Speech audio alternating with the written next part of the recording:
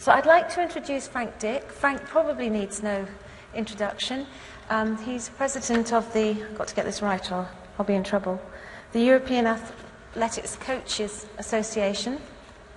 And Frank has a long history in developing excellence in some of our absolutely world-class athletes, and he's also done a lot of work in leadership development in businesses. And for those of you where it didn't quite come out this morning, we've been integrating thinking from lots and lots of rich examples to bring to this framework. So, Frank. Well, thank you, Christina, and thanks all you other fellow megastars. Not only for the warmth of your welcome, but for not taking a cheap shot at the misfortune I have with my name.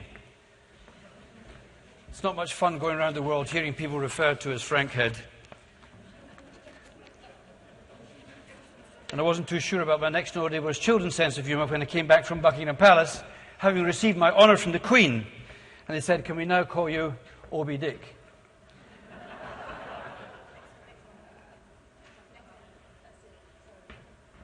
Are we okay now? But we're not here to discuss these things today, and I'm not going to do the same kind of presentation I normally do with you. I'm going to play around with a few concepts because you've had a good battering today so far, and I shall keep this as brief as is sensible for persons as intelligent as yourselves who want to bite in to where we go in leadership and in coaching. You see, I think that what we've got to learn to be, whether we're coaches, managers, or leaders, is more like coaches and less like cops. We're not there to judge and administrate. We are there to develop and enhance. Just a little reflection in your mind now. If I was your coach and we had an end-of-the-year review, would you see me in a slightly different light than if I was your manager? I think so. You would look to me to be on your side. With the manager, you're not 100% certain. Because that person can judge, can alter your life in ways that sometimes you don't like. But the bit is, can we change that? Well, of course we can. And those of you who know me knew for sure you'd see this slide today. Arity Hughes, Shell consultant in the exploration area, he came out with this quote, and I believe this is the best quote I've ever come across, either in sport or in business. Probably the only sustainable competitive advantage you have is the ability to learn faster than your opposition. Now, I don't believe there's a single person in this room that would argue with that, is there? Of course not. You're very intelligent people. So here's your no-brain question. Do you think you can learn faster in life by only having access to your own experiences out there, or by having access to the experiences of everyone else in this room? Come on. You turbocharge the whole thing. The fact is that in life, we are one moment coachable, taking on knowledge, and the next moment we are paying it away, coaching other people. One moment driving for the top of your mountains in life, trusting a colleague to be the wind beneath your wings when you need that. The next moment, being sensitive to when a colleague needs you to be the wind beneath his or hers. We're in it together, this learning fast business. The learning business, of course, has a hierarchy to it. The lowest form of learning is learning to repeat. And most of that, we came through school doing that, repeating what the teacher said, repeating what we saw in a book. Unfortunately, for a lot of education, it stayed there. But the truth is, you must move to the next level if we are going to learn to the point where we are fulfilled. You learn to learn. You learn to do. You learn to be, and that's related to other people's expectations and what the world looks like now. But ultimately, you must learn to become. To go beyond the horizon, which is only the end of what you can see. It's the start of where you can realize your dreams. Well, in coaching, this is the model we all work to in sport. You put the athlete in the center, so it's athlete-centered. The coach makes the decision, so it's coach-led. And outside here, you have resources that the coach must have access to to provide the athlete with the advice they need. You see, the coach can't know everything, and you must never make someone the victim of your limitations, especially when you're developing them, whether they are your own children or somebody else's. There are only three things you have to know as a coach. You've got to know what you know, you've got to know what you don't know, and you've got to know somebody who does.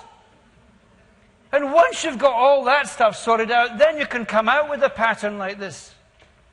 In some of these models, you're in the center and someone else is here, accessing the resources that you need access to that possibly the coach doesn't have as a competence himself or herself.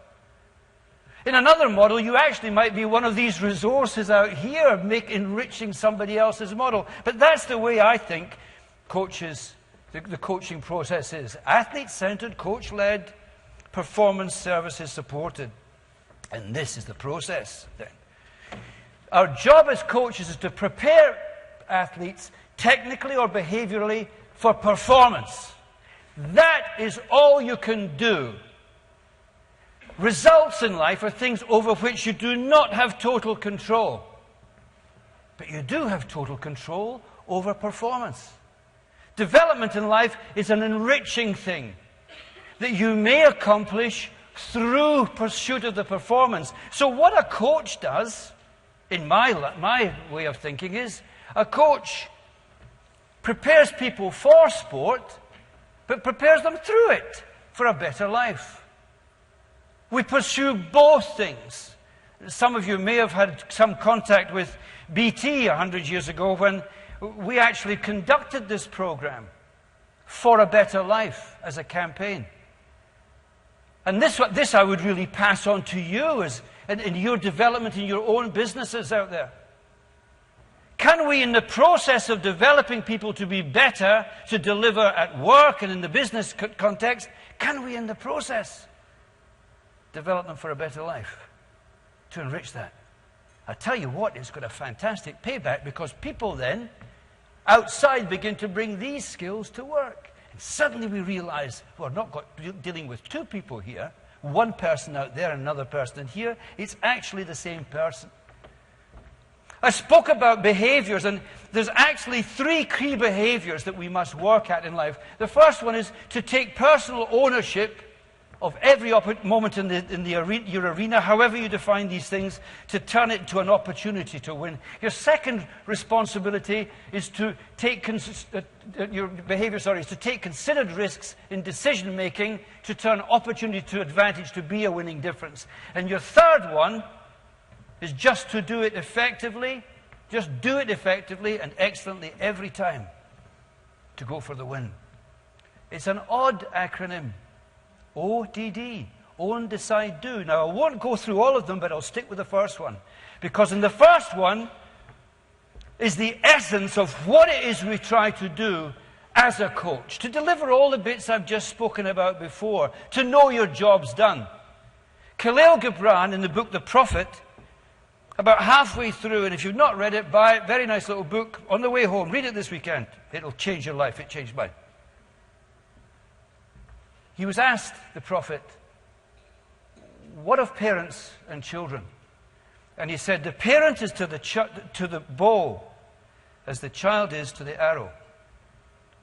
And there we have it, folks. That's our job in life. Give people direction, give them power, but we're supposed to let them go. We unleash them. We give them ownership. And my basic question to everybody in this room then is that, do you prepare your people to let them go? Do you prepare them to take ownership? And worse still, do you prepare yourself for that moment? If you're a parent, it's a toughie. I tell you now, I cried when my daughter... I said that everybody else were furious when they cried. When I took my elder daughter, to Erin to St Andrews, and I was stood there in that car park, and I was going to say goodbye. Phew. I was not ready for that. I was asking myself all sorts of questions. Had I coached her? Had I developed her? Had I made her okay out there? But also I had to realize I hadn't made myself okay. I wasn't ready to let go. I tell you what, that happens in management, leadership, coaching, business, whichever way you go. as you go through the process of coaching, I think maybe there's 4 steps. I know all the purists in this room will have bunches of other ideas about this, but there are 4 broad stages. The first one is you're the light, because the person you're coaching doesn't know where they're going. You've got to show them the way. You must light the way for them. The next one is you've got to pass the light on to them. They've got to be able to light their own path. Next, of course, you are the mirror that reflects the light, and ultimately you get out of the light because you're casting shadows.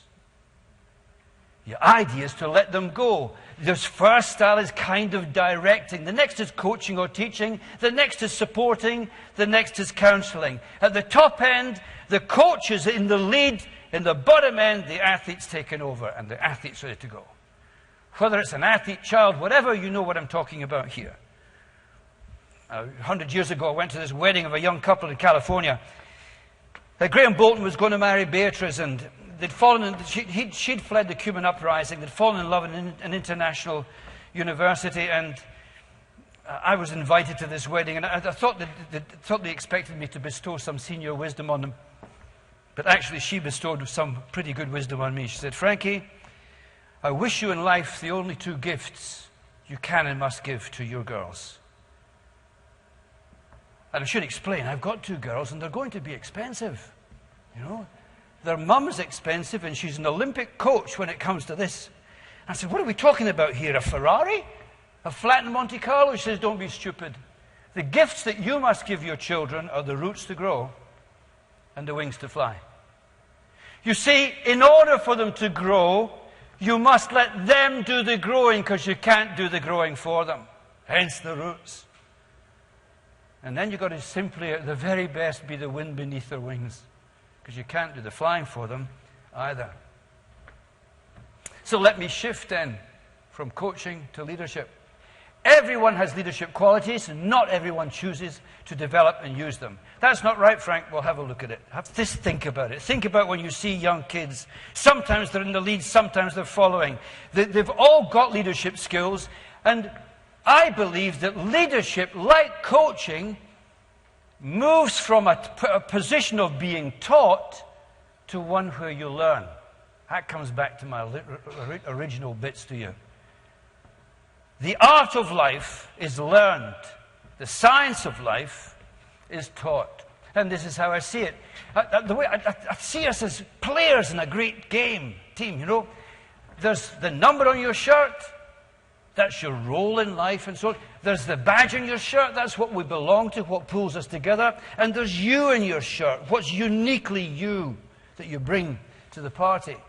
You'll notice how I've done this. At this end, some things are more important at that end than that end, but some things are less important, and they become more important as you grow through life experience. And the way I see it is the science, basic knowledge, front-load it as much as you can.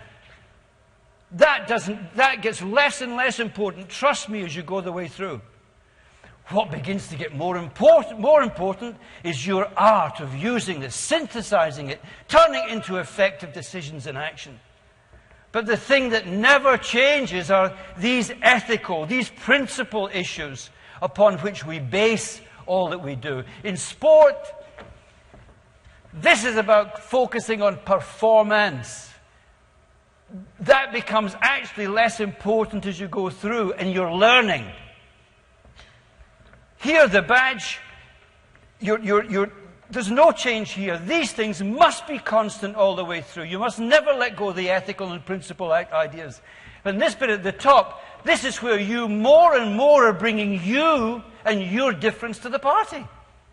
Has it ever occurred to you that everybody in this room, you're as great as you are, not because of the bits of you that are the same as everybody else, but the bits of you that are different? It's your difference, your uniqueness that makes the difference. You are the winning difference because of that. And as you start off, the way I like to think of this bit here is the chief coach of the Béziers Rugby Club said, "When the genius comes to work with my club, the genius first must work with the team, and then the team learns to work with the genius. Never try it the other way around."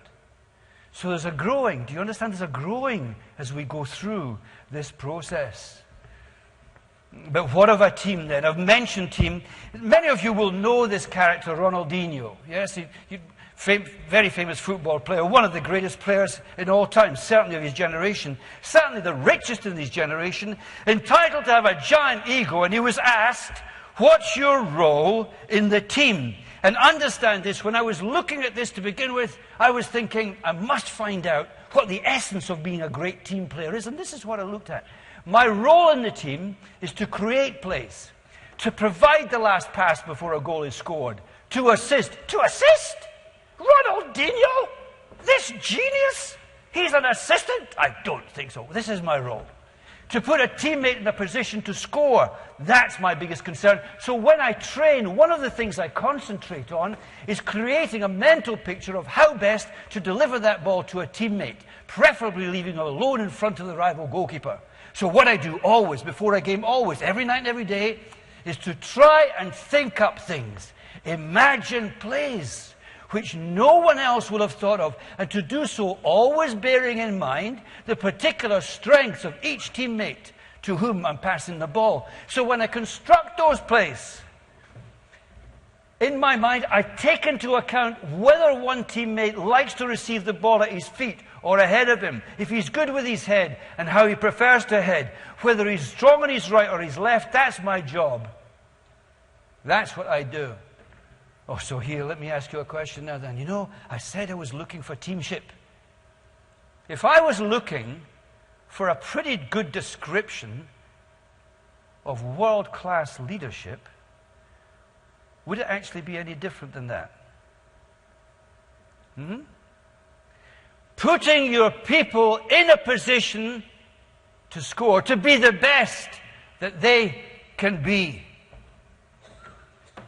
One of the problems we have, of course, in coaching in business is that people think it's a punishment. Right? You get it because you're in trouble, you're not doing very well. But you don't have to be sick to get better. Why did David Beckham, year after year, session after session, practice the dead ball? Frankie was the best in the world, I know, and he intended to stay that way. Why would Daley Thompson want me, or Boris Becker want me, or Katarina Witt want me to be there with them when they already were the best in the world? Because they wanted to be better. Nothing to do with me, I don't think. But the fact is they had the will to learn to become. So what's winning? Because you'd expect me to say a wee bit about that. 100 years ago, when I was a Scottish national coach, I used to go around the tracks of Scotland working with coaches just like yourself. And every now and again, I'd go to a village and be working away, and out of nowhere, kids would appear, getting out of school early. And I'd be working with you, and out of nowhere, your little voice, Mr. Dick! Well, with a name like mine, you do not turn around straight away, because you don't know what's going to come next. Mr. Dick! Mr. Dick! Yes? Well, you coach me. Well, not at the moment, because I'm working with these people. Will you coach me later? Yes, fine. When? When I've finished working with these people, I'll come and work with you. When's that? Look, you go and sit in the stand and keep yourself warm. I promise you, when I'm finished working with them, I'm going to come and work with you. Promise? Yes, see ya. Fine. Now, after I finish working with you, I start coaching her, and she wants to be a 100 meters athlete.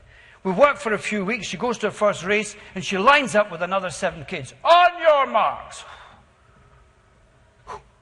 Set, bang, runs down the track, hurls herself at the line. 8th out of 8 in 18 seconds. And running back, Mr. Dick, I was last. No, you weren't last. I was last, you saw. I was last in that race. No, you were not last. You were 18 seconds. What do you mean? Well, look, you've smashed the 20-second barrier. I had you down for 19 seconds, and you're a whole second faster than that. Do you know what this means? No. This means it's your lifetime best performance. Really? Yes. It's your own personal world record. Really? Yes.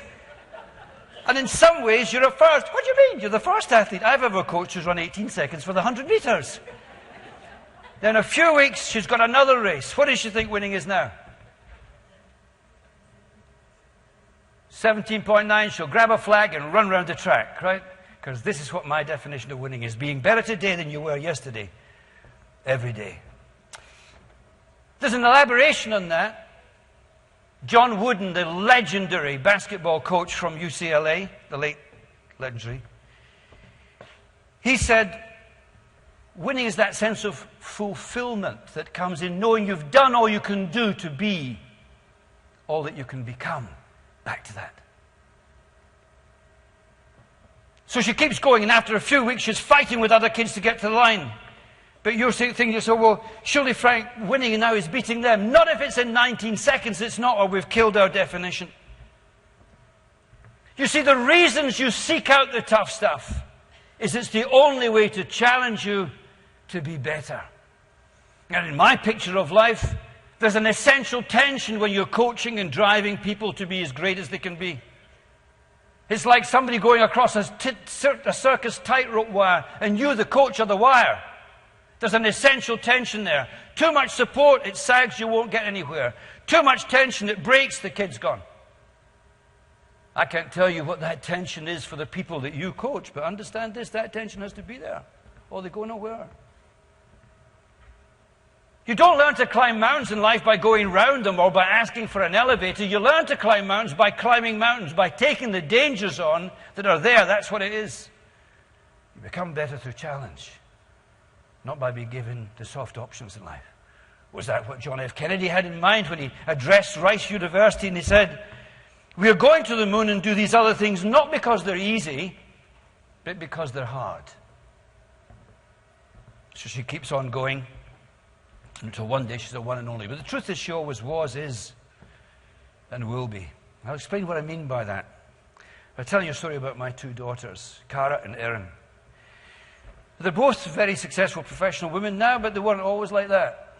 They were teenagers once. And when they were teenagers, on a few occasions we had to have things that we refer to as one-to-ones. I'm not sure if you're familiar with this expression. And when we had these one-to-ones, I did this separately, and both girls came back to me afterwards and said, Daddy, if you've got something to say to me, can you say that too, because it makes things right. And this is what I said to them. You are the best in the world at being who you are. Don't ever try to be someone else. Just be better at being you. And what's my point here? Has it ever occurred to you that in all of time, there's only going to be one of you? You sitting in that seat right now, yes, it's you I'm speaking to. In all of time. There's not somebody else out there that's like you. By definition, then, what you can bring to this world, no one else can, because you are unique. And everybody who works with you is unique.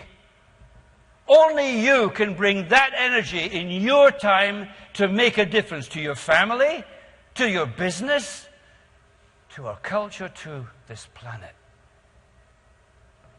I want you to make a vow to yourself that goes back to the point I've just made.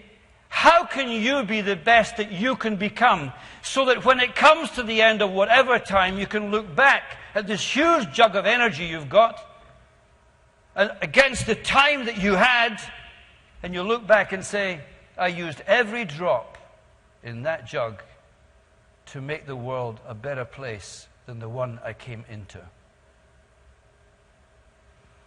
You are the winning difference in life. As a leader, I would want you to do that for me, to be the best that you can become. As a coach, I'd want to be part of that journey to make sure you're the best that you can become. One of the great coaches of all time, Abraham Lincoln, said, if I had 8 hours to chop down a tree, I'd spend 6 of them sharpening the axe. That's what a Center for Coaching Excellence is going to be about. That's what everything we've discussed today is about. Putting in the preparation so that when we do deliver what we have to deliver in our lives, we will be able to look at that jug and say these things. So, my last point to you, be prepared to learn faster. Thanks very much indeed. Enjoy the rest of your day. Thank you.